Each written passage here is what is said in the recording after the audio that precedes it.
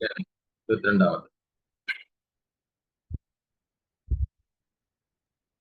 अर्जुन उवाच सेनयोरुभयोर्मध्ये रथं स्थापयमेच्युता यावदेतान्निरीक्षेऽहं योद्धुकामानवस्थितान् कैर्मया सह योद्धव्यम् अस्मिन् रणसमुद्यमे.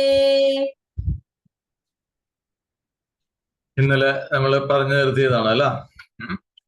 അപ്പൊ അർജുനൻ ഭഗവാനോട് ആവശ്യപ്പെട്ടു, രഥത്തെ 2 സൈന്യങ്ങളുടെയും മധ്യത്തിലായിട്ട് കൊണ്ടുചെന്ന് നിർത്താനായിട്ട് ആവശ്യപ്പെട്ടു അല്ലെ. അർജുനൻ അങ്ങനെയാണ് പറഞ്ഞത്. അപ്പൊ ഇനി അവിടെ എന്തിനാണ് താൻ അങ്ങനെ പറഞ്ഞത് അല്ലെ? ആ രഥത്തെ 2 സൈന്യങ്ങളുടെയും മധ്യത്തില് കൊണ്ട് നിർത്താനായിട്ട് പറയാനുള്ള കാരണം എന്താണ്? അതാണ് ഇനി അടുത്ത ശ്ലോകത്തിൽ പറയാവുന്നത്. യാവദേതാൻ നിരീക്ഷേഹം യോദ്ധുകാമാൻ അവസ്ഥിതാൻ കർമ്മയാ സഹ യോദ്ധവ്യം അസ്മിൻ രണസമുദ്യമേ. എന്താണ് അതിന്റെ അർത്ഥം? ഈ യുദ്ധത്തില് യുദ്ധം ചെയ്യാനായിട്ട് തയ്യാറായി നിൽക്കാണല്ലോ 2 സൈന്യങ്ങളും.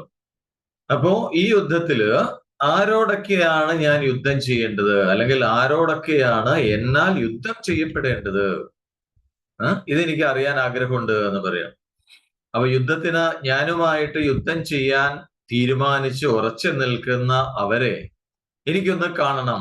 അപ്പൊ അവരെ ഞാൻ നോക്കിക്കാണുന്നത് വരെ രഥം സേനാമധ്യത്തിൽ നിർത്തണം എന്ന് പറയണം. അപ്പൊ ഇതാണ് അർജുനന്റെ ആവശ്യം. ഇതാണ് ആരൊക്കെയാണ് തന്നോട് യുദ്ധം ചെയ്യാനായിട്ട് വന്നിരിക്കുന്നത് എന്ന് പറഞ്ഞാൽ, തന്നോട് യുദ്ധം ചെയ്യാന്ന് പറഞ്ഞാൽ ദുര്യോധനനെ സഹായിക്കാനായിട്ട്, ഈ യുദ്ധത്തില് ദുര്യോധനനെ സഹായിക്കാനായിട്ട് ആരൊക്കെയാണ് തയ്യാറായി നിൽക്കുന്നത്, അവരെ കുറിച്ച് എനിക്ക് അറിയണം. അതിനുവേണ്ടിയാണ് 2 സേനകളുടെയും മധ്യത്തിലായിട്ട് കൊണ്ടുചെന്ന് നിർത്താനായിട്ട്, രഥം കൊണ്ടുചെന്ന് നിർത്താനായിട്ട് പറഞ്ഞത്. ഓക്കെ, ഇനി അടുത്ത ശ്ലോകം വായിച്ചോളൂ. 23. യോത്സ്യമാനാനവേക്ഷേഹം യ ഏതേത്ര സമാഗതാഃ ധാർത്തരാഷ്ട്രസ്യ ദുർബുദ്ധേഃ യുദ്ധേ പ്രിയചികീർഷവഃ. അടുത്തതില് എന്താണ് പറയാൻ പോകുന്നത്? അത്ര യുദ്ധേ യോത്സ്യമാനാനവക്ഷേഹം യ ഏതേത്ര സമാഗതാഃ ധാർത്തരാഷ്ട്രസ്യ ദുർബുദ്ധേ യുദ്ധേ പ്രിയചികീർഷവഃ. അപ്പൊ ഈ യുദ്ധത്തില് ദുഷ്ടബുദ്ധിയായ ആ ധൃതരാഷ്ട്രന്റെ പുത്രന് ദുര്യോധനന് പ്രിയം ചെയ്യാനായിട്ട്, ദുര്യോധനെ സഹായിക്കാനായിട്ട് ആരൊക്കെയാണ് ഇവിടെ വന്നു നിൽക്കുന്നത്? അപ്പൊ യുദ്ധം ആഗ്രഹിച്ച്, യുദ്ധം കൊതിച്ച്, യുദ്ധം ചെയ്യാൻ തയ്യാറായി നിൽക്കുന്ന അവരെയൊക്കെ എനിക്കൊന്ന് വേർതിരിച്ച് കാണാം എന്ന് പറയാം.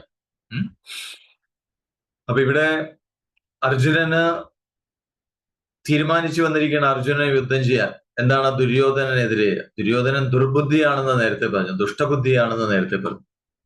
അപ്പൊ ആ ദുർബുദ്ധിയായിട്ടുള്ള ദുര്യോധനന് എതിരായിട്ട് ധർമ്മത്തെ രക്ഷിക്കപ്പെടേണ്ടതുണ്ട്, ധർമ്മത്തെ രക്ഷ ചെയ്യേണ്ടതുണ്ട്. അപ്പൊ ആ ധർമ്മത്തെ രക്ഷ ചെയ്യാനാണ് ഞാൻ യുദ്ധക്കളത്തിലേക്ക് വന്നിരിക്കുന്നത് എന്ന് അർജുനന് നന്നായിട്ട് അറിയാം.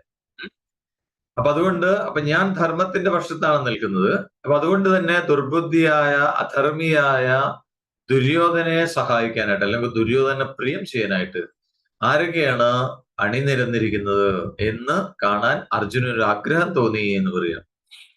സ്വാഭാവികമായിട്ടും ഉണ്ടാവുന്ന ഒരു തോന്നലാണ്, ആരൊക്കെയാണ് ഈ അർജുനനെ സഹായിക്കാനായിട്ട് വന്നിരിക്കുന്നത്. അപ്പൊ ഇതിൽ വേറൊരു അർത്ഥം പറയുന്നത് എന്താണെന്ന് ചോദിച്ചു കഴിഞ്ഞാൽ, അജ്ഞാനത്തിൽ നിന്ന് ഉണ്ടായ ഇതാണ് ആസുരിക വാസനകൾ എന്ന് നേരത്തെ പറഞ്ഞു അല്ലെ. നെഗറ്റീവ് ടെൻഡൻസി നമ്മുടെ ഉള്ളിൽ വരുന്നത് അജ്ഞാനത്തിൽ നിന്ന് ജനിക്കുന്ന, അജ്ഞാനം കൊണ്ടുണ്ടാവുന്ന, അജ്ഞാനമാണ് അതിന്റെ കാരണം എന്ന് പറയുന്നത്. അപ്പോ തന്റെ ഉള്ളിലുള്ള എന്തൊക്കെ ആസുരികമായ വാസനകളാണ് തനിക്ക് ജയിക്കാനുള്ളത് അവനവന്റെ ഉള്ളിൽ തന്നെയാണ്. ഈ ഐശ്വരിക വാസനകൾ നമ്മളുടെ ഉള്ളിലുണ്ട്. അപ്പൊ ഒരു സാധകനും ഇങ്ങനെ ഇടയ്ക്ക് നിരീക്ഷിക്കാറുണ്ട്. സ്വാധ്യായം അല്ലെ, തനിക്ക് തൻ്റെ ഉള്ളിൽ എന്തൊക്കെയാണ് നെഗറ്റീവ് ക്വാളിറ്റീസ് ഉള്ളത്, നെഗറ്റീവ് ടെൻഡൻസീസ് ഉള്ളത്, അപ്പൊ ഏതൊക്കെ നെഗറ്റിവിറ്റിയാണ് എനിക്ക് ജയിക്കാനുള്ളത് എന്ന് സാധകൻ സ്വാധ്യായം ചെയ്യാറുണ്ട്. സ്വയമേവ പരിശോധിക്കും എന്തിനൊക്കെയാണ് എനിക്ക് തരണം ചെയ്യേണ്ടത്. അതേപോലെയാണ് ഇവിടെ അർജുനൻ ദുര്യോധനന്റെ പക്ഷത്തുള്ള ആളുകളെ നോക്കിയിരിക്കുന്നത്. ആരൊക്കെയാണ് അവർക്ക് പ്രിയം ചെയ്യാനായിട്ട് വന്നിരിക്കുക, അപ്പൊ ആരെയൊക്കെയാണ് ഞാൻ ജയിക്കേണ്ടത് എന്ന് നോക്കിയതാണ് എന്ന് പറയാം. അപ്പോ ഇനി അടുത്തത് പറയാൻ പോകുന്നത് അർജുനൻ നിർദ്ദേശിച്ചു, ഇങ്ങനെ സേനയുടെ മധ്യത്തിൽ കൊണ്ട് നിർത്താനായിട്ട് നിർദ്ദേശിച്ചു. അപ്പൊ ഇനി അർജുനന്റെ നിർദ്ദേശപ്രകാരം കൃഷ്ണൻ എന്താണ് അടുത്തത് ചെയ്തത്, അതിനെക്കുറിച്ചാണ് ഇനി അടുത്ത ശ്ലോകത്തിൽ പറയാൻ പോകുന്നത്. അപ്പൊ അടുത്ത ശ്ലോകം ചൊല്ലിക്കോ. जय उवाच एवमुक्तो ऋषिकेशः गुडाकेशेन भारत सेनयोरुभयोर्मध्ये स्थापयित्वा रथोत्तमम्. അടുത്തും കൂടെ ചൊല്ലിക്കോ. भीष्मद्रोण प्रमुखतः सर्वेषां च महीक्षितामुवाच पार्थ पश्यैतान् समेतान् कुरु निधि. ഇപ്പൊ സഞ്ജയൻ പറയാണ്, ഇനി സഞ്ജയൻ ധൃതരാഷ്ട്രോട് പറയാണ്, അല്ലയോ രാജാവ്, അല്ലയോ ഭരതവംശ രാജാവേ എന്ന് പറഞ്ഞ് അഭിസംബോധന ചെയ്തിട്ടാണ് സഞ്ജയൻ പറയുന്നത്. അർജുനൻ ഇങ്ങനെ നിർദ്ദേശിച്ചു. അപ്പൊ അർജുനനെ ഗുഡാകേശ് എന്ന് പറയുന്നുണ്ടല്ല, ഉറക്കത്തെ ജയിച്ചവനാണ് അർജുനൻ എന്നാണ് പറയുന്നത്. അത് ഏതാന്നുള്ളത് എക്സ്പ്ലെയിൻ ചെയ്യുന്നുണ്ട്. അപ്പോ നിദ്രയെ ജയിച്ചവനായ അർജുനൻ ഇങ്ങനെ നിർദ്ദേശിച്ചപ്പോ ഭഗവാൻ കൃഷ്ണൻ എന്ത് ചെയ്തു, രണ്ട് സേനകളുടെയും ഇടയ്ക്കായിട്ട് എവിടെ കൊണ്ട് നിർത്തിയത്, ഭീഷ്മര് ദ്രോണര് തുടങ്ങിയവരൊക്കെ എവിടെയാണോ നിൽക്കുന്നത് അവരുടെ അങ്ങനെയുള്ളവരുടെ മുന്നിലായിട്ട് അർജുനന്റെ ആ ശ്രേഷ്ഠമായ രഥത്തെ കൊണ്ട് നിർത്തി എന്ന് പറഞ്ഞു. ഭീഷ്മര് ദ്രോണര് അങ്ങനെയുള്ള പ്രമുഖരായ വ്യക്തികളുടെ മുന്നിലാണ് കൊണ്ട് നിർത്തിയിരിക്കുന്നത്. എന്നിട്ട് അർജുനനോട് പറഞ്ഞു, അർജുന, യുദ്ധം ചെയ്യാൻ തയ്യാറായി വന്നിരിക്കുന്ന ഈ കൗരവന്മാരെ കണ്ടാലും എന്ന് പറഞ്ഞു ഭഗവാൻ കൃഷ്ണൻ അർജുനനോട് പറയണം. അപ്പോ ശത്രു സൈന്യത്തിൽ ആരൊക്കെയാണെന്നുള്ളത് നോക്കിക്കാണാൻ ആഗ്രഹമുണ്ടെന്ന് പറഞ്ഞു. അപ്പൊ അങ്ങനെ ആ ആഗ്രഹം പറഞ്ഞ അർജുനന് ഭഗവാൻ നിർദ്ദേശവും കൊടുത്തു. അല്ലെ, എന്താണ് നിർദ്ദേശം? ഇതാണ്, കൗരവപക്ഷത്തെ കണ്ടോളൂ. അപ്പൊ ഗുഡാകേശൻ, ഗുഡാക എന്ന് പറഞ്ഞാൽ ഉറക്കമാണ്, നിദ്ര എന്ന് പറയും. ഗുഡാകേശൻ എന്ന് പറഞ്ഞാൽ ഉറക്കത്തെ ജയിച്ചവൻ. അതാണ് അർജുനനെ അങ്ങനെ പറയാൻ കാരണം. അർജുനൻ ഇങ്ങനെ ഒരു കഴിവുണ്ടാക്കിയെടുത്തിട്ടുണ്ട്, ഒരു ശീലം ഉണ്ടാക്കിയെടുത്തിട്ടുണ്ട്. ഉറക്കമൊഴിഞ്ഞ് തപസ് ചെയ്യാനായിട്ട് ശീലിച്ചിട്ടുള്ള ആളാണ് അർജുനൻ. ഉറക്കമില്ലാതെ ഉറക്കമൊഴിഞ്ഞുകൊണ്ട് തപസ് ചെയ്യാൻ പറ്റും അർജുനൻ. അപ്പൊ അതുകൊണ്ടാണ് ഗുഡാകേശൻ. ഇനി വേറൊരു അർത്ഥം കൂടി പറയാം, അജ്ഞാനത്തെയും ഉറക്കമായിട്ട് കണക്കാക്കാറുണ്ട് അല്ലെ. അജ്ഞാനം ഒരു തരത്തിൽ ഉറക്കമാണ്, ഒരു നിദ്രയാണ്. അപ്പൊ ആ അജ്ഞാന നിദ്രയെ ജയിച്ചവൻ എന്ന് വേണമെങ്കിൽ പറയാം, അജ്ഞാനത്തെ ജയിച്ചവൻ എന്ന് വേണമെങ്കിൽ പറയാമെന്ന് പറയും. അപ്പോ അതിനുള്ള തെളിവെന്താ ചോദിച്ചു കഴിഞ്ഞാൽ, അർജുനോടൊപ്പം ഭഗവാന്റെ സാന്നിധ്യം എപ്പോഴും ഉണ്ട്. അർജുന്റെ കൂടെ എപ്പോഴും ഭഗവാൻ ഉണ്ടായിരുന്നു. അത് തന്നെ അജ്ഞാനത്തെ ജയിച്ചതിന് ഒരു തെളിവാണ് എന്നാണ് പറയുന്നത്. അപ്പൊ നമ്മളുടെ കൂടെയും എപ്പോഴും ഭഗവാനുണ്ട്, ഭഗവാൻ എപ്പോഴും ഉണ്ട് നമ്മളുടെ കൂടെ. പക്ഷെ നമ്മൾക്കത് അറിയാറില്ല അല്ലെ, നമ്മൾക്കത് അറിയാൻ കഴിയാറില്ല. എന്താ കാരണം? നമ്മൾ അജ്ഞാനത്തിൽ മുഴുകിയിരിക്കുന്നതുകൊണ്ടാണ്. ആ അജ്ഞാനത്തിന്റെ തലത്തിൽ നമ്മൾ മുഴുകിയിരിക്കുന്നതുകൊണ്ട് കൂടെയുള്ള ഭഗവാനെ നമ്മൾക്ക് അറിയാൻ പറ്റുന്നില്ല. പക്ഷെ ബാക്കി എല്ലാറ്റിനെയും നമ്മൾ കാണുന്നുണ്ട്. അതെന്തുകൊണ്ടാണ് കാണുന്നത് ചോദിച്ചു കഴിഞ്ഞാൽ, അജ്ഞതയാണ് അതിന് കാരണം. അപ്പൊ എപ്പോഴും ഉള്ളത് ഭഗവാനാണ്, ആ ചൈതന്യമാണ് എപ്പോഴും ഉള്ളത്. പക്ഷെ അതിനെ നമുക്ക് കാണാൻ പറ്റുന്നില്ല. പക്ഷെ എപ്പോഴും ഇല്ലാത്തതായ മറ്റു പലതിനെയും നമ്മൾ കണ്ടുകൊണ്ടിരിക്കുന്നു. എന്താ കാരണം? അജ്ഞതയാണ്, അറിവില്ലായ്മയാണ് എന്നുള്ളത്. അപ്പൊ അർജുനന് ഭഗവാന്റെ എപ്പോഴുമുള്ള സാന്നിധ്യം അനുഭവിക്കാൻ സാധിക്കുന്നുണ്ട്. അതിനർത്ഥം തന്നെ അജ്ഞാനത്തെ ജയിച്ചത് കൊണ്ടാണ് എന്ന് പറയും. അതേപോലെ ഹനുമാന്റെ സാന്നിധ്യവും ഉണ്ട് അവിടെ അല്ലെ. അർജുനന്റെ ആ രഥം ഖാണ്ഡവ ദഹനം, അതിനു മുമ്പ് അഗ്നിയാണ് വരുണനെ കൊണ്ട് ഈ രഥം ദാനം ചെയ്യിച്ചത് എന്നാണ് പറയുന്നത്. അപ്പൊ അഗ്നി ദാനം ചെയ്തതാണ്, വരുണൻ ദാനം ചെയ്തതാണ് ഈ അർജുനന്റെ ശ്രേഷ്ഠമായ രഥം എന്ന് പറയുന്നത്. അതിൽ ഹനുമാന്റെ സാന്നിധ്യവുമുണ്ട് എന്നാണ് പറയുന്നത്. അതുകൊണ്ടൊക്കെ കൂടിയാണ് രഥോത്തമം എന്ന് പറയാനുള്ള കാരണമാണ്. ആ രഥത്തിൽ ഹനുമാന്റെ സാന്നിധ്യം. എവിടെയാണ് ഹനുമാന്റെ സാന്നിധ്യം? അല്ലെ, കൊടിയില് ഹനുമാനുണ്ട്. അപ്പോ അതും കൂടി ഉള്ളത് കൊണ്ടാണ് രഥോത്തമം എന്ന് പറയാനുള്ള കാരണം അതാണ് എന്നാണ് പറയുന്നത്. രഥോത്തമം. അതേപോലെ കുന്തിയുടെ പുത്രനാണ് അർജുനൻ, പാർത്ഥൻ. പാർത്ഥൻ എന്ന് പറഞ്ഞാൽ പൃഥ എന്ന് പറഞ്ഞാൽ കുന്തി, അല്ലെ? അപ്പൊ ഈ പാർത്ഥ എന്നുള്ള ശബ്ദം സൂചിപ്പിക്കുന്നത് എന്താണ്? കുന്തി ദേവിയുടെ ആ സഹനശക്തി ഉണ്ട്. അതേപോലെ കുന്തി ദേവിയുടെ, കുന്തി മാതാവിന്റെ തപശക്തിയും സൂചിപ്പിക്കാനാണ് പാർത്ഥൻ എന്ന ശബ്ദത്തിന്റെ അർത്ഥം തന്നെ അതാണ് വരിക എന്നാണ് വരുന്നത്. അപ്പൊ ഇനി തുടർന്ന് പറയാൻ പോകുന്നത്, ആ സേനയുടെ മധ്യത്തിൽ ചെന്ന്, രണ്ട് സേനകളുടെയും മധ്യത്തിൽ രഥം കൊണ്ട് നിർത്തി ഭഗവാൻ കൃഷ്ണൻ പറഞ്ഞു, കൗരവ സൈന്യത്തെ ഒന്ന് നോക്കിക്കണ്ടാലും എന്ന് പറയാണ് അർജുനനോട്. അപ്പൊ ഇനി അർജുനൻ അവിടെ ആ ശത്രു സൈന്യത്തിൽ, ശത്രുപക്ഷത്ത് ദുര്യോധനനെ പ്രിയം ചെയ്യാനായിട്ട് ആരൊക്കെയാണ് വന്നിരിക്കുന്നത്, അതാണ് ആരൊക്കെ കണ്ടു എന്നുള്ളതാണ് ഇനി അടുത്തത് പറയാൻ പോകുന്നത്. അർജുനൻ ആരൊക്കെയാണ് അവിടെ ആ യുദ്ധക്കളത്തിൽ കണ്ടത്, തനിക്കെതിരെ യുദ്ധം ചെയ്യാനായിട്ട് വന്നു നിൽക്കുന്നത് ആരൊക്കെയാണ് കണ്ടത് എന്നാണ് അടുത്ത ശ്ലോകത്തിൽ പറയുന്നത്. ചൊല്ലിക്കോ. തത്രാപശ്യൻ സ്ഥിതാൻ പാർത്ഥഃ പിതॄനഥ പിതാമഹാൻ ആചാര്യാൻ മാതുലാൻ ഭ്രാതॄൻ പുത്രാൻ പൗത്രാൻ സഖീംസ്തഥാ ശ്വശുരാൻ സുഹൃദശ്ചൈവ സേനയോരുഭയോരപി താൻ സമീക്ഷ്യ സ കൗന്തേയഃ സർവാൻ ബന്ധൂനവസ്ഥിതാൻ കൃപയാ പരയാ വിഷ്ടഃ വിഷീദന്നിധമബ്രവീത്. അടുത്തത് ആരൊക്കെയാണ് കണ്ടു എന്നുള്ളതാണ് ഇനി പറയാനായിട്ട് പോകുന്നത് പറഞ്ഞു, അല്ലെ? അപ്പൊ അവിടെ കണ്ടത് തത്രാ പശ്യത്, അല്ലെ? അവിടെ സേനാമധ്യത്തിലേക്ക് നോക്കിയപ്പോ അർജുനൻ ആരെയൊക്കെയാണ് കണ്ടത്? തത്രാ പശ്യ സ്ഥിതാൻ പാർത്ഥ പിതൃനത പിതാമഹാൻ. അപ്പൊ അതിനുശേഷം അർജുനൻ ആ യുദ്ധക്കളത്തില് രണ്ട് സേനകളിലുമായി അണിനിരന്നിരിക്കുന്ന പിതാക്കന്മാര്, മുത്തശ്ശന്മാര്, ആചാര്യന്മാര്, മാതുലാൻ അമ്മാവന്മാര്, സഹോദരന്മാര്, പുത്രന്മാര്, പൗത്രന്മാര്, അതേപോലെ ഭാര്യാപിതാക്കന്മാര്, സുഹൃത്തുക്കള് എല്ലാവരെയും കണ്ടു എന്ന് പറയണം. അങ്ങനെയുള്ളവരൊക്കെ കണ്ടു. അപ്പൊ അത് കണ്ടതോടുകൂടി എന്ത് സംഭവിച്ചു? അപ്പൊ സേനാമുഖത്ത് തന്നെ ഉറച്ചു നിൽക്കുന്ന എല്ലാ ബന്ധുക്കളെയും വേർതിരിച്ച് കണ്ടു അർജുനൻ. അപ്പൊ ആ ബന്ധുക്കളൊക്കെ കണ്ടതോടുകൂടി അർജുനന്റെ ഉള്ളിൽ അങ്ങേയറ്റം കാരുണ്യം ഉണർന്നു വന്നു എന്നാണ് പറയുന്നത്. കരുണയാണ് ഉണർന്നു വന്നത്. അപ്പൊ ആ കാരുണ്യം ഉണർന്നു വന്നതോടുകൂടി അദ്ദേഹം വിഷാദവാനായിട്ട് പറയണം, ദുഃഖം കൊണ്ട് ഇങ്ങനെ പറയണം. കരുണ തോന്നിയ ഉള്ളില്, എന്നിട്ട് ദുഃഖിതനായിട്ട് ഇങ്ങനെ പറയണം. അപ്പൊ ഇവിടെ എന്താണ് സംഭവിക്കുക ചോദിച്ചു കഴിഞ്ഞാൽ, ദുര്യോധനൻ അവിടെ പാണ്ഡവ പക്ഷത്തെ കണ്ടപ്പോ ദുര്യോധനന് പരിഭ്രമമുണ്ടായി, ദുര്യോധനന്റെ ഉള്ളിൽ സംശയമുണ്ടായി. എന്താണ്, ഈ പാണ്ഡവ പക്ഷത്തെ തനിക്ക് ജയിക്കാനായിട്ട് സാധിക്കുമോ? തന്റെ സൈന്യം പാണ്ഡവ പക്ഷത്തെ അപേക്ഷിച്ച് വളരെ ദുർബലമാണ് എന്നൊക്കെ സംശയം തോന്നി ദുര്യോധനന്. പക്ഷെ അതേസമയം അർജുനന് ദുര്യോധന പക്ഷത്തെ കണ്ടപ്പോ എന്താ സംഭവിച്ചത്? പരിഭ്രമവും സംശയവും ഒന്നും ഉണ്ടായില്ല. അർജുനന്റെ ഉള്ളിലുണ്ടായ ഭാവം എന്ന് പറയുന്നത് കാരുണ്യമാണ്, കരുണയാണ് അവരോട് തോന്നിയത്, കമ്പാഷൻ.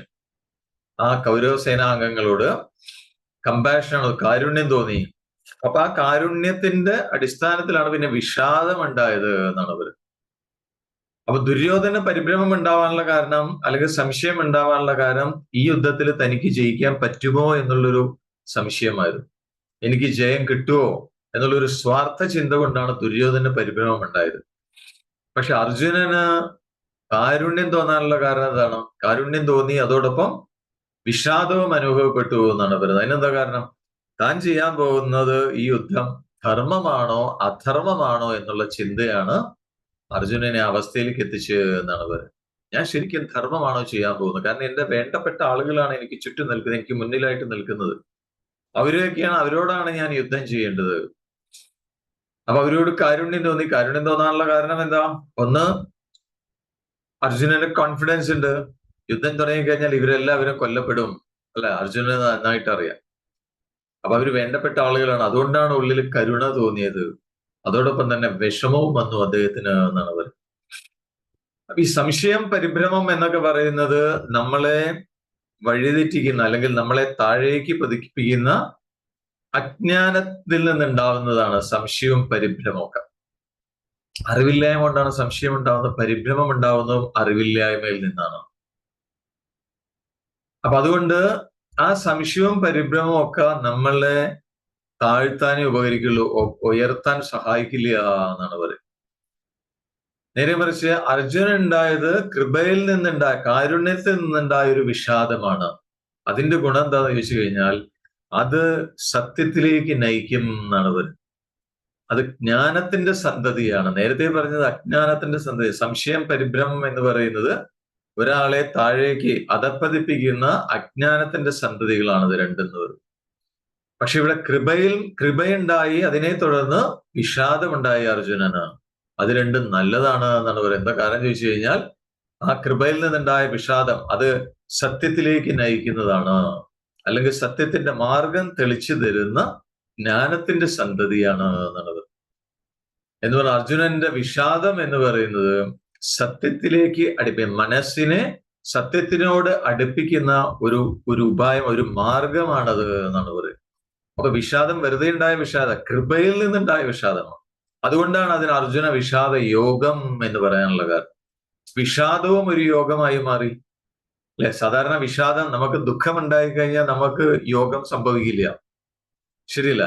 ദുഃഖം ഉണ്ടായി കഴിഞ്ഞാൽ നമ്മൾ എല്ലാറ്റിൽ നിന്നും വേർതിരിഞ്ഞ് ഒറ്റയ്ക്ക് നിൽക്കുകയാണ് ചെയ്യുക.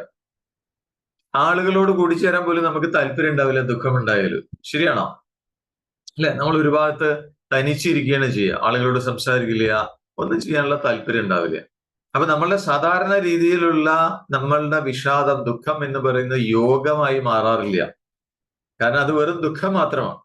പക്ഷെ ഇവിടെ അർജുനന്റെ ദുഃഖം, അർജുനന്റെ വിഷാദം എന്ന് പറയുന്നത് യോഗമായി മാറുന്നുണ്ട്. എന്താ കാരണം ചോദിച്ചു കഴിഞ്ഞാൽ ഇതാണ്, അത് കൃപയിൽ നിന്നുണ്ടായതാണ്. ആ വിഷാദം എന്ന് പറയുന്നത് കാരുണ്യത്തിൽ നിന്നുണ്ടായതാണ്. അപ്പൊ കാരുണ്യത്തിൽ നിന്നുണ്ടായതായതുകൊണ്ട് അർജുനന്റെ വിഷാദം യോഗമായി മാറി. അത് മനസ്സിനെ സത്യത്തോട് അടുപ്പിക്കുന്ന ഒരു മാർഗമായി മാറി എന്നാണ്. അതുകൊണ്ടാണ് അതിന് യോഗം എന്ന് പറയാനുള്ള കാരണം. പക്ഷെ വേറൊരു കാര്യമുണ്ട്, ഈ കൃപയും വിഷാദവും അസ്ഥാനത്തായി കഴിഞ്ഞാൽ, അതല്ലെങ്കിൽ തന്റെ ധർമ്മം ചെയ്യാൻ തടസ്സം നേരിട്ട് കഴിഞ്ഞാൽ, അപ്പൊ പിന്നെ പുരോഗതി ഉണ്ടാവില്ല, അതും യോഗമായി മാറില്ല എന്നാണ് പറയുന്നത്. അപ്പൊ ഇവിടെ അർജുന വിഷാദ യോഗം എന്ന് പറയുന്നുണ്ട്. ആ വിഷാദം കൊണ്ട് തന്നെ പുരോഗതിക്ക് തടസ്സം ഉണ്ടായിട്ടില്ല എന്നാണ് പറയുന്നത്. എന്ന് പറഞ്ഞാൽ സ്വധർമാനുഷ്ഠാനത്തിന് ആദ്യം തടസ്സം അർജുനൻ പറഞ്ഞെങ്കിലും, പക്ഷെ പിന്നീട് ഭഗവാന്റെ ഉപദേശം കേട്ടുകൊണ്ട് അദ്ദേഹം തന്റെ ധർമ്മം അനുഷ്ഠിക്കുകയാണ് ചെയ്തത്. അതുകൊണ്ട് തന്നെ അത് യോഗമായി മാറി. അപ്പൊ ഇത് രണ്ടും നല്ലതാണ്. കൃപയും അതിനെ തുടർന്നുണ്ടാവുന്ന വിഷാദവും നല്ലതാണ്, സത്യത്തിനോട് അടുപ്പിക്കും. പക്ഷെ അതേസമയം നമ്മളെ സ്വധർമ്മം അനുഷ്ഠിക്കാൻ അത് തടസ്സമായി മാറരുത് എന്നാണ് പറയുന്നത്. കൃപയും വിഷാദവും എല്ലാം ഉണ്ടാവാം, പക്ഷെ അവനവന് ചെയ്യാനുള്ള കർമ്മം അവനവൻ ചെയ്യുന്ന വേണം. അത് മറ്റുള്ളവരോടുള്ള കൃപ കാരണം അല്ലെങ്കിൽ വിഷമം കാരണം അത് നമ്മൾ ചെയ്യാതിരുന്നു കഴിഞ്ഞാൽ പിന്നെ പുരോഗതി ഉണ്ടാവില്ല. മനസ്സിലാവുന്നുണ്ടോ? ക്ലിയർ ആവുന്നുണ്ടോ? അപ്പൊ ഇത് രണ്ടും നല്ലതാണ്. പക്ഷെ അതുണ്ടെങ്കിലും നമുക്ക് ചെയ്യാനുള്ള കാര്യങ്ങൾ നമ്മൾ ചെയ്യുന്ന വേണം. അങ്ങനെയാണെങ്കിൽ നമുക്ക് പ്രോഗ്രസ് ഉണ്ടാവുള്ളൂ. അങ്ങനെയാണെങ്കിൽ അത് യോഗമായി മാറുള്ളൂ. അല്ലെങ്കിൽ ആ പുരോഗതി അവിടെ തടസ്സപ്പെടും എന്നാണ് പറയുന്നത്. ഇനി തുടർന്ന് വായിച്ചോളൂ. അർജുന ഉവാച ദൃഷ്ടേമം സ്വജനം കൃഷ്ണ യുയുത്സും സമുപസ്ഥിതം സീദന്തി മമ ഗാത്രാണി മുഖം ച പരിശുഷ്യതി വേപതുശ്ച ശരീരേ മേ രോമഹർഷശ്ച ജായതേ. അടുത്തത് എന്താണ് സംഭവിച്ചത്? ഇത് കണ്ടതോടുകൂടി കൃഷ്ണനോട് പറയാണ് അർജുനൻ, കൃഷ്ണ, യുദ്ധത്തിന് തയ്യാറായി യുദ്ധം കൊതിച്ച് വന്ന് നിൽക്കുന്ന എന്റെ തന്നെ ഈ ആളുകളെ കണ്ടിട്ട് എനിക്ക് എന്തുണ്ടാവണം? ശരീരാവയവങ്ങൾ തളരണോ എന്ന് പറയാം. എന്റെ ശരീരമൊക്കെ ആകെ തളർന്നു പോണു എനിക്ക്. എന്റെ മുഖമൊക്കെ ഉണങ്ങി വരളണോ എന്ന് പറയാം. ശരീരാവയവങ്ങളൊക്കെ തളരുന്നു, മുഖമൊക്കെ ഉണങ്ങി വരളണു. എന്റെ ശരീരത്ത്, എന്റെ ദേഹത്ത് വിറയലുണ്ട്. വേഭദുഷ, എന്റെ ശരീരം വിറയണോ, രോമാഞ്ചം ഉണ്ടാകുന്നു എന്ന് പറയണം. എന്ന് മാത്രമല്ല, എന്റെ കയ്യിൽ നിന്ന് ഗാണ്ഡീവം എന്ന ആ വില്ല് ശാപം അത് കയ്യിൽ നിന്ന് വഴുതി പോകുന്നു എന്ന് പറയാം. മാത്രമല്ല, എന്റെ ശരീരത്തിലെ തൊലി മുഴുവൻ എനിക്ക് ചുട്ടുപൊള്ളുന്ന പോലെ തോന്നുന്നു. തേരില് രഥത്തിൽ എനിക്ക് ഉറച്ചിരിക്കാനായിട്ട് എനിക്ക് സാധിക്കുന്നില്ല. എന്റെ മനസ്സാകെ ചുറ്റിക്കറങ്ങിക്കൊണ്ടിരിക്കുകയാണ് എന്ന് പറയും. ഗാന്ധീവം ശംസതേ. ഗാന്ധീവം എന്ന് പറഞ്ഞാൽ അർജുനന്റെ വില്ലിന്റെ പേരാണ് ഗാന്ധീവം. അപ്പൊ ഗാന്ധീവം എന്ന പേര് വരാനുള്ള കാരണം ഖാണ്ഡവ ദഹനത്തിന് മുമ്പ് വരുണൻ കൊടുത്താണ്. അഗ്നിദേവനാണ് വരുണനോട് ഈ ശ്രേഷ്ഠമായ വില്ല് അർജുനന് കൊടുക്കാനായിട്ട് പറഞ്ഞത്. അപ്പൊ അഗ്നിദേവൻ വരുണനെ കൊണ്ട് കൊടുപ്പിച്ചു ഈ ഗാന്ധീവം എന്ന ശ്രേഷ്ഠമായ ഈ വില്ല് എന്ന് പറയാണ്. തുടർന്ന് ഇനി എന്താണ് ഉണ്ടായത്? അടുത്ത ശ്ലോകം. ഗാണ്ഡീവം സംസദേ ഹസ്താദ് ത്വക്ചൈവ പരിദഹ്യത്തെ ന ച ശക്നോമ്യവസ്ഥാതും ഭ്രമതീവ ച മേ മനഃ നിമിത്താനി ച പശ്യാമി വിപരീതാനി കേശവ ന ച ശ്രേയോനുപശ്യാമി ഹത്വാ സ്വജനമാഹവേ ന കാംക്ഷേ വിജയം കൃഷ്ണ വായിച്ചോളൂ. ന കാംക്ഷേ വിജയം കൃഷ്ണ ന ച രാജ്യം സുഖാനി ച കിന്നോ രാജ്യേന ഗോവിന്ദ കിം ഭോഗൈർജീവിതേന വാ. അപ്പൊ പറഞ്ഞു, എന്റെ ശരീരമൊക്കെ വിറയ്ക്കണോ, എനിക്ക് തേർത്തടത്തിൽ ഇരിക്കാനായിട്ട് പറ്റുന്നില്ല, മുഖമൊക്കെ ഉണങ്ങി വരണോ എന്നൊക്കെ പറഞ്ഞു. എന്നിട്ട് കൃഷ്ണനോട് പറയുകയാണ് അർജുനൻ, അല്ലയോ കേശവ. കൃഷ്ണനെ ഇപ്രാവശ്യം അർജുനൻ അഭിസംബോധന ചെയ്യുന്നത് കേശവ എന്നാണ് വിളിക്കുന്നത്. കേശവനോട് പറയാണ്, ഞാൻ പല വിപരീതങ്ങളായ ദുശകുനങ്ങൾ ഞാൻ കാണുന്നു എന്ന് പറയാണ് അർജുനൻ. എന്നിട്ട് പറയാണ്, യുദ്ധത്തില് എന്റെ സ്വന്തം ആളുകളെ കൊന്നിട്ട് എനിക്ക് ഉയർച്ച ഉണ്ടാവുമെന്ന് എനിക്ക് തോന്നുന്നില്ല എന്ന് ഭഗവാനോട് അങ്ങോട്ട് പറയും. അപ്പൊ എന്തുകൊണ്ടാണ് കൃഷ്ണനെ കേശവ എന്ന് വിളിക്കാനുള്ള കാരണം, കേശവ എന്നൊരു പേര് വരാനുള്ള കാരണം, കേശി എന്ന പേരിൽ ഒരു അസുരനെ കൊന്നത് കൊണ്ടാണ് കൃഷ്ണന് കേശവൻ എന്ന പേരുണ്ടായത് എന്നാണ് പറയുന്നത്. എന്നിട്ട് പറയാണ്, അപ്പൊ എന്തുകൊണ്ടാണ് ഇത് സൂചിപ്പിച്ചിരിക്കുന്നത് ചോദിച്ചു. കേശവ എന്ന് വിളിക്കാനുള്ള കാരണം, അങ്ങ് ഒരു കൊലപാതകം ചെയ്തു, കേശി എന്ന അസുരനെ അങ്ങ് കൊന്നു. അതെന്തിനാണ് കൊന്നത് ചോദിച്ചു കഴിഞ്ഞാൽ ലോക നന്മയ്ക്ക് വേണ്ടിയിട്ടാണ് അങ്ങ് അത് ചെയ്തത്. പക്ഷേ ഞാൻ എന്തിനു വേണ്ടിയിട്ടാണ് എന്റെ സ്വന്തം ആളുകളെ കൊല്ലേണ്ടത് എന്നൊരു ധ്വനി കൂടെ അതിനകത്തുണ്ട് എന്നാണ് പറയുന്നത്. കേശവൻ എന്ന് വിളിക്കുന്നുണ്ട്. ഈ സന്ദർഭത്തിൽ ഭഗവാനെ കേശവൻ എന്ന് വിളിച്ചതുകൊണ്ട്. അപ്പൊ അങ്ങ് കേശിയെ വധിച്ചത് ലോക നന്മയ്ക്ക് വേണ്ടിയിട്ടാണ്. പക്ഷെ എന്റെ ഈ സ്വന്തം വേണ്ടപ്പെട്ട ആളുകളെ ഞാൻ കൊല്ലുന്നത് എന്തിനു വേണ്ടിയിട്ടാണ്? അപ്പോ അർജുനന് ഇവിടെ സ്വജനം എന്ന് പറയുന്നുണ്ട് അർജുനൻ, അല്ലെ? എന്തുകൊണ്ടാണ് സ്വജനം എന്ന് സൂചിപ്പിക്കാനുള്ള കാരണം ചോദിച്ചു കഴിഞ്ഞാൽ, ഇവിടെ നേരത്തെ പറഞ്ഞു അർജുനനും ഉറപ്പുണ്ട് ധർമ്മം രക്ഷിക്കാനായിട്ടാണ് ഞാൻ യുദ്ധത്തിനെത്തിയത് എന്ന് അർജുനന് ഉറപ്പുണ്ട്. പക്ഷെ അങ്ങനെ ധർമ്മം സംരക്ഷിക്കാനായിട്ട് യുദ്ധം ചെയ്യാനായിട്ട് ഇവിടെ എത്തി. പക്ഷെ ആ അർജുനന് ഉള്ളില് കാരുണ്യമുണ്ടായി, അതിനെ തുടർന്ന് വിഷാദമുണ്ടായി എന്നാണ് പറയുന്നത്. അപ്പൊ ഈ സ്വജനം, എന്തുകൊണ്ടാണ് ആ കാരുണ്യം വിഷാദവും ഉണ്ടായത് ചോദിച്ചു കഴിഞ്ഞാൽ, സ്വജനം എന്ന് പറയുന്ന ഒരു തോന്നല്, അവിടെ ആ മമത, എന്റേത് എന്നുള്ളൊരു തോന്നലുണ്ട്. എന്റേത് എന്നുള്ളതൊക്കെ ഒരു തോന്നലാണ് നമ്മള്, അല്ല? നേരത്തെ അതിനെക്കുറിച്ച് സൂചിപ്പിച്ചു. യഥാർത്ഥത്തിൽ തന്റേതായിട്ട് ഇവിടെ ഒന്നും തന്നെ ഇല്ല. പക്ഷെ എന്റേതാണെന്നുള്ളൊരു മോഹം മാത്രമേ ഉള്ളൂ, ഒരു തോന്നല് മാത്രമേ ഉള്ളൂ, ഒരു ഭ്രമം മാത്രമേ ഉള്ളൂ. അപ്പോ ആ എന്റേത്, മമത, അല്ലെ? ആ ഒരു അതിനെ തുടർന്നുണ്ടായ ഒരു ദൗർബല്യം, അത് സൂചിപ്പിക്കാനാണ് സ്വജനം എന്ന് ഇവിടെ ആവർത്തിച്ച് പറഞ്ഞത് എന്നാണ് പറയുന്നത്. അപ്പൊ ശരിക്കും പറഞ്ഞാൽ നേരത്തെ പറഞ്ഞു പാണ്ഡവപക്ഷം അവര് ദൈവീ സമ്പത്തുള്ളവരാണ് എന്ന് പറഞ്ഞു. അപ്പൊ അർജുനനും അത് തന്നെയാണ്, ദൈവീ സമ്പത്തുള്ളവർ തന്നെയാണ് അർജുനനും അത് തന്നെയാണ്. പക്ഷേ അങ്ങനെയുള്ളവർക്കും ഈ മമത ഒരു തടസ്സമാവാറുണ്ട് സത്യസാക്ഷാത്കാരത്തിന്, ഈശ്വര സാക്ഷാത്കാരത്തിന്, അല്ലെങ്കിൽ ആത്മസാക്ഷാത്കാരത്തിന് ഈ മമത ഒരു വലിയ തടസ്സമായി മാറാറുണ്ട് എന്നാണ് പറയുന്നത്. അപ്പൊ ദൈവീ സമ്പത്ത് വളരെ നമ്മളുടെ ഉള്ളിൽ ഉണർന്നിരിക്കുന്നുണ്ടെങ്കിലും നിസ്സംഗത ഉള്ളിൽ ഉറച്ചിട്ടില്ലെങ്കിൽ, നിസ്സംഗത, ആ നിസ്സംഗഭാവം ഉള്ളിൽ പതുക്കെ പതുക്കെ ഉറയ്ക്കാൻ തുടങ്ങണം. അതില്ലെങ്കിൽ ആത്മസാക്ഷാത്കാരത്തിന് ഈ മമത തന്നെ അതൊരു തടസ്സമായി തീരും എന്നാണ് പറയുന്നത്. അപ്പോ എന്നിട്ട് പറയാണ്, അർജുനൻ പറയാണ്, ഞാന് എന്താണ് ഈ സ്വാർത്ഥ, അതിനെ ത്യജിക്കാൻ ഞാൻ ഒരുക്കമാണ് എന്ന് പറയാണ്. എന്നിട്ട് പറയുന്നു, കൃഷ്ണനോട് പറയുന്നു, അല്ലയോ കൃഷ്ണ, യുദ്ധത്തില് എനിക്ക് ജയം വേണം എന്നില്ല എന്ന് പറയാം. നകാംക്ഷേ വിജയം കൃഷ്ണ, എനിക്ക് വിജയിക്കണം എന്നില്ല, യുദ്ധത്തിൽ എനിക്ക് വിജയിക്കണം എന്ന് ആഗ്രഹമില്ല. പിന്നെയോ എന്നുവെച്ചാൽ രാജ്യം സുഖാനിച്ച, എനിക്ക് രാജ്യം വേണ്ട, രാജ്യം വേണ്ട, ഒരു സുഖങ്ങളും ഞാൻ ആഗ്രഹിക്കുന്നില്ല. രാജ്യം കൊണ്ട് എന്താണ് കാര്യം എന്നാണ് ചോദിക്കുന്നത്. ഇവിടെ അർജുനൻ ഭഗവാനോട് അങ്ങോട്ടാണ് ഫിലോസഫി പറയുന്നത് അല്ലെ. രാജ്യം കൊണ്ട് എന്താണ് കാര്യം, എന്താണ്, അല്ലെങ്കിൽ ഈ സുഖം കൊണ്ട് അല്ലെങ്കിൽ ജീവിതം കൊണ്ട് എന്താണ് ഫലം, അങ്ങോട്ട് കൃഷ്ണനോട് പറയാം.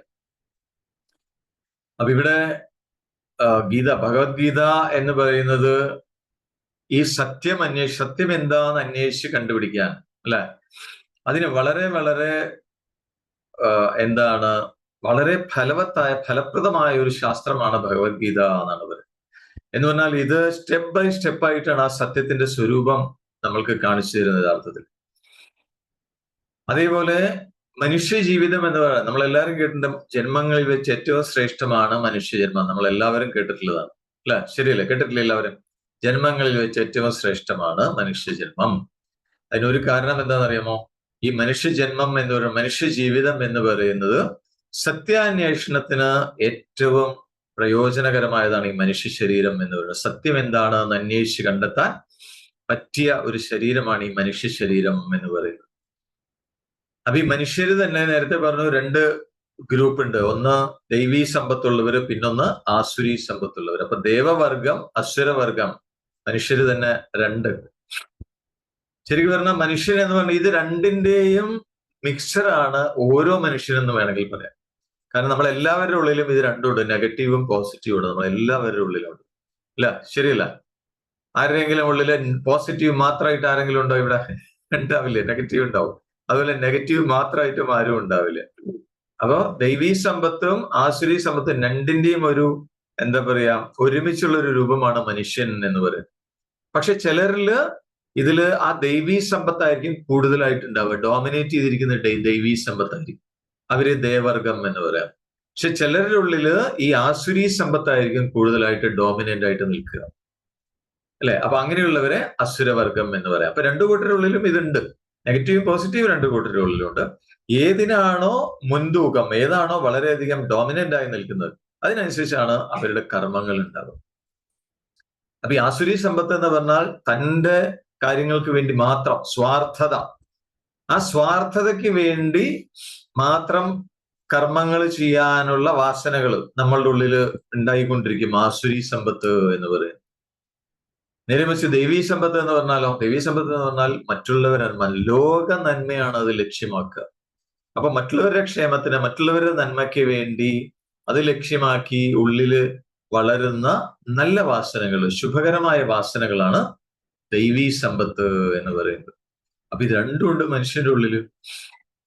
അപ്പൊ ശരിക്കും പറഞ്ഞാൽ ആത്മസാക്ഷാത്കാരം വേണം, അല്ലെങ്കിൽ മോക്ഷം വേണം എന്ന് ആഗ്രഹിക്കുന്ന ഒരു സാധകൻ, നമ്മളൊക്കെ സാധകന്മാരാണ് അല്ല. അപ്പൊ ഈ ആത്മസാക്ഷാത്കാരത്തിലേക്കാണ് നമ്മൾ എല്ലാവരും അടുത്തുകൊണ്ടിരിക്കുന്നത്. എപ്പോഴാണ് കിട്ടുകയെന്ന് നമുക്ക് പറയാൻ പറ്റില്ല. പക്ഷെ നമ്മൾ ആ മാർഗത്തിലാണ്, നമ്മൾ യാത്ര ചെയ്തുകൊണ്ടിരിക്കുകയാണ്, സാധനാനുഷ്ഠാനങ്ങളുമായി നമ്മൾ യാത്ര ചെയ്തുകൊണ്ടിരിക്കുകയാണ്. അപ്പൊ ആത്മസാക്ഷാത്കാരം ആഗ്രഹിക്കുന്ന ഒരു സാധകൻ എന്ത് വേണം? തന്റെ ഉള്ളിലേക്ക് ശ്രദ്ധിക്കാനുള്ള കഴിവ് നേടണം എന്നാണ് പറയുന്നത്. തന്നെ ശ്രദ്ധിക്കാൻ. നേരത്തെ പറഞ്ഞില്ലേ സ്വാധ്യായ. എന്തിനാണ് അവനവന്റെ ഉള്ളിലേക്ക് നോക്കണമെന്ന് ചോദിച്ചു കഴിഞ്ഞാൽ, ഉള്ളിലേക്ക് നമ്മൾ ശ്രദ്ധിക്കുമ്പോഴേ നമ്മളുടെ ഉള്ളിലുള്ള ഈ അശുഭവാസനകളൊക്കെ നമുക്ക് തിരിച്ചറിയാനായിട്ട് പറ്റുള്ളൂ അല്ലെ. നമ്മൾ അഡ്വാൻസ് കോഴ്സിൽ ഒരു പ്രോസസ്സ് ഉണ്ട് അല്ലെ, നമ്മൾക്ക് അഡ്വാൻസ് കോഴ്സ് ചെയ്തിട്ടുള്ളവർക്ക് അറിയാം. എന്താണ് ആ പ്രോസസ്സ്? ആദ്യം നിങ്ങളുടെ പോസിറ്റീവ് ക്വാളിറ്റീസ് പറയാനായിട്ട് പറയും അല്ലെ, അതിനുശേഷം നെഗറ്റീവ് ക്വാളിറ്റീസ് പറയാനായിട്ട് പറയും. അപ്പോ ഈ നെഗറ്റീവ് ക്വാളിറ്റീസ് നമ്മൾക്ക് ഐഡന്റിഫൈ ചെയ്യാൻ പറ്റണം, അതിനെ അറിയാനായിട്ട് നമ്മൾക്ക് പറ്റണം. അപ്പൊ ഒരു സാധകൻ എന്ത് വേണം? ആത്മസാക്ഷാത്കാരം വേണം എന്ന് ആഗ്രഹിക്കുന്ന ഒരു സാധകൻ തന്റെ ഉള്ളിലുള്ള ഈ അശുഭവാസനകള്, ആസുരി സമ്പത്ത്, അതിനെ ഓരോന്നായിട്ട് പുറന്തള്ളണം എന്നാണ് പറയുന്നത്. അതിനെ ഓരോന്നായിട്ട് നീക്കം ചെയ്യണം. എന്നിട്ട് എന്ത് വേണം? ദൈവീ സമ്പത്ത് വളർത്തിയെടുക്കണം, ശുഭവാസനകളെ വളർത്തിയെടുക്കണം. ആദ്യം ചെയ്യേണ്ടത് അതാണ് എന്നാണ് പറയുന്നത്.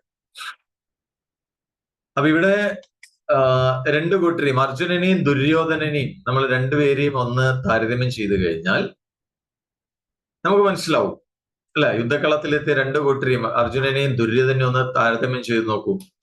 എന്താണ് രണ്ടുപേരുടെയും ആ ആറ്റിറ്റ്യൂഡ് എന്താണ്? ഓരോരുത്തരുടെയും മെന്റാലിറ്റി എന്താണ്? ഒരാള് പറയുന്നു ദുര്യോധനന്റെ ആറ്റിറ്റ്യൂഡ് എന്ന് പറയുന്നത് ആർക്കൊക്കെ എന്തൊക്കെ സംഭവിച്ചാലും വേണ്ടില്ല, എന്തൊക്കെ നിയമങ്ങൾ ധർമ്മ നിയമങ്ങൾ എന്തൊക്കെ ലംഘിച്ചാലും തിരക്കിടില്ല, എനിക്കും എന്റെ അനുയായികൾക്കും അധികാരം വേണം, സുഖിക്കണം. ഇതാണ് ദുര്യോധനന്റെ മനോഭാവം. സ്വാർത്ഥതയാണ്, ആസുരി വാസനയാണ്. നേരെ മറിച്ച് അർജുനന്റെ ആറ്റിറ്റ്യൂഡ് എന്താണ്? അർജുനൻ പറയുന്നത് ഞാൻ എല്ലാം ത്യജിക്കാൻ തയ്യാറാണ് എന്നാണ് പറയുന്നത്.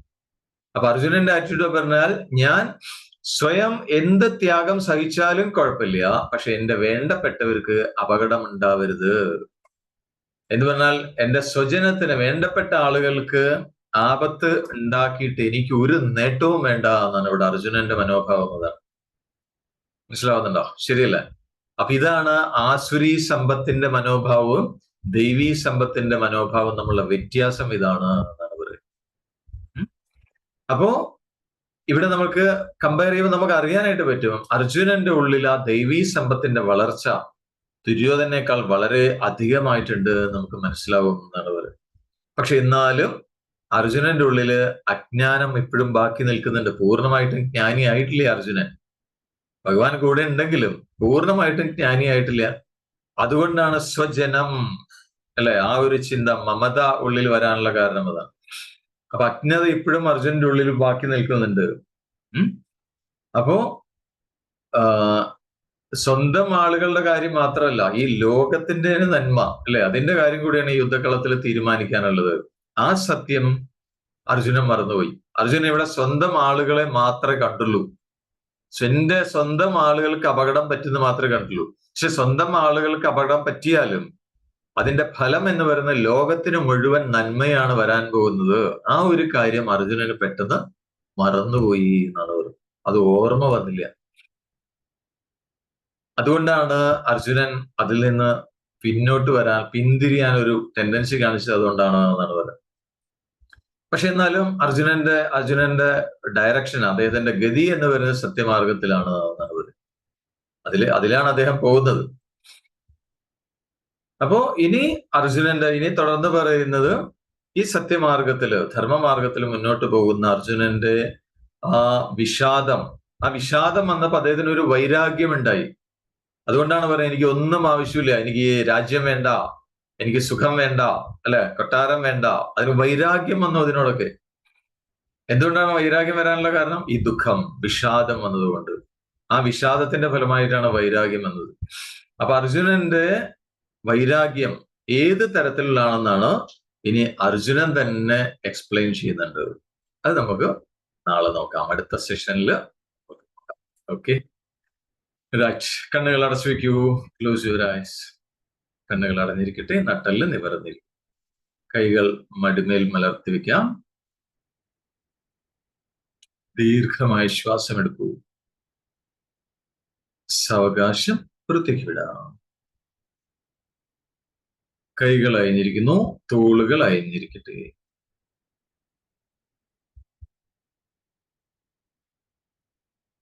മുഴുവൻ ശ്രദ്ധയും തന്നിൽ തന്നെ.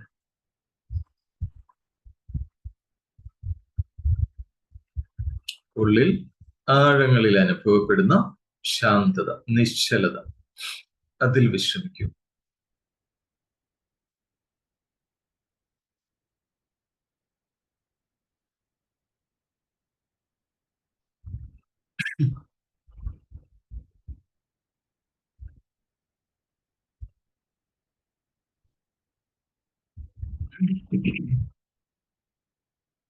ഓം സം സമിത്യുവസേ വൃഷന്നഗ്നേ വിശ്വാനര്യ ഇളസ്പദേ സമിധ്യസേ സനോ വസൂന്യാഭര സംഗച്ഛധ്വം സംവദധ്വം സംവോ മനാംസി ജാനത ദേവാഭാഗം യഥാ പൂർവേ സഞ്ജാനാന ഉപാസത്തെ സമാനോ മന്ത്രഃ സമിതി സമാനീ സമാനം മനഃസഹ ചിത്തമേഷ സമാനം മന്ത്രമഭിമന്ത്ര ഏവ സമാനേന വോഹവിഷാ ജുഹോമി സമാനീവ ആഗോദിഃ സമാനാ ഹൃദയാനി വഹ സമാനമസ്തു വോ മനോ യഥാ വസ്തു സഹസതി. നമോ ബ്രഹ്മണേ നമോ വസ്ത്വഗ്നയേ നമ പൃഥവ്യേ നമ ഓഷധീഭ്യഃ. നമോ വാചേ നമോ വാചസ്പതയേ നമോ വിഷ്ണവേ ബൃഹദേ കരോമി. ഓം ശാന്തി ശാന്തി ശാന്തി.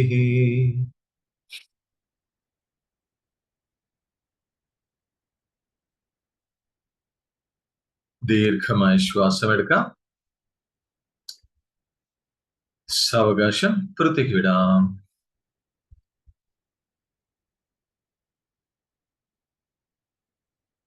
സ്വന്തം ശരീരത്തിലേക്കും ചുറ്റുപാടുകളിലേക്കും ശ്രദ്ധ കൊണ്ടുവന്നുകൊണ്ട് പൂർണ്ണ തൃപ്തിയോടുകൂടി വളരെ സന്തോഷപൂർവം സാവകാശം കണ്ണുകൾ തുറക്കാം.